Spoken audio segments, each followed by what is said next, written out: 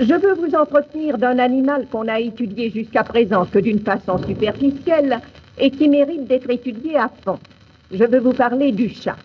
Le chat, et j'appelle un chat, comme le faisait Boileau lui-même, le chat appartient à cette famille des félins que d'après les savants on rencontre dans l'ancien monde, dans le nouveau monde, bref, dans le monde entier et dans le demi-monde. C'est assez dire qu'il est répandu dans tous les pays et qu'on le trouve dans tous les milieux. S'il est beaucoup de personnes qui n'aient pas encore vu de loup, par contre, il en est très peu qui n'aient jamais vu de chat. Cela me dispensera de m'étendre longuement sur ce mammifère qui a déjà fait marcher bien des langues. Le chat est au physique un joli petit animal très souple et très élastique, ainsi que vous pouvez le constater chaque fois qu'il vous en tombera un sous la main.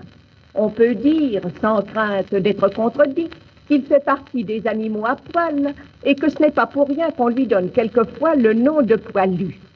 Les poètes, dans leur langage imagé, comparent le chat à un tigre en miniature ou encore à un tigre domestique.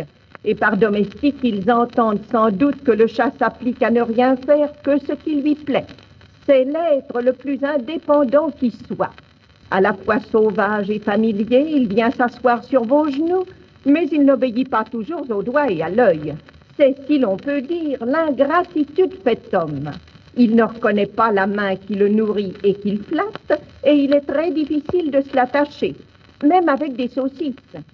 Il vit en maître dans notre logis. Il boit, il mange, il s'étire, il s'accroupit, et comme dit le poète Charles Baudelaire, il prend les nobles attitudes des grands sphinx allongés au fond des solitudes.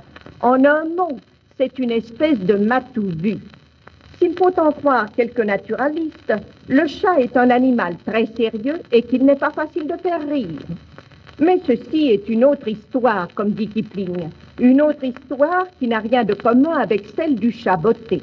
C'est une réputation que lui font certaines personnes atteintes de ce qu'on pourrait appeler l'angoraphobie furieuse et pour qui le chat est demeuré comme les desseins de Dieu, absolument impénétrable.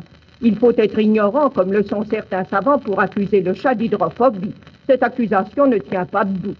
Quelques zoologistes audacieux ne craignent pas d'avancer que le chat ne mange que du mou.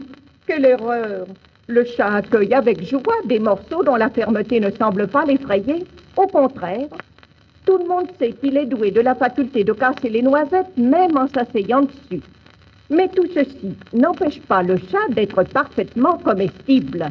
Quelques savants en us, doublés de gourmets, affirment qu'il remplace très avantageusement le lapin dont il apparaît-il le fumet, ce qui explique qu'on l'appelle parfois lapin de gouttière.